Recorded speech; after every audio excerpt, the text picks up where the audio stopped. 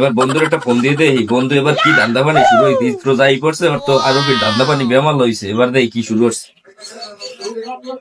হ্যাঁ হ্যালো বন্ধু, কি অবস্থা?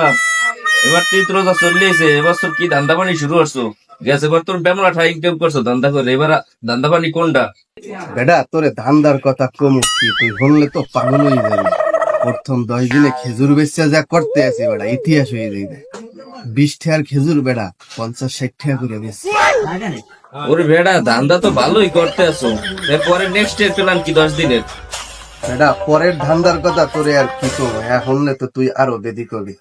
গার্মেন্টস এর যে দোকানগুলো আছে আমার, গার্মেন্টস এর ব্যবসা করবো পুরো রমরম। টাকা দিয়ে মনে করো মাল আনছি, রাস্তার মালগুলো আছে না, মনে করো 100-150 টাকা করে কিনে আনছি, এইগুলা মনে করো 500-600-1000 জেড দারে যা লইয়া পারি, এইভাবে ব্যবসা হই।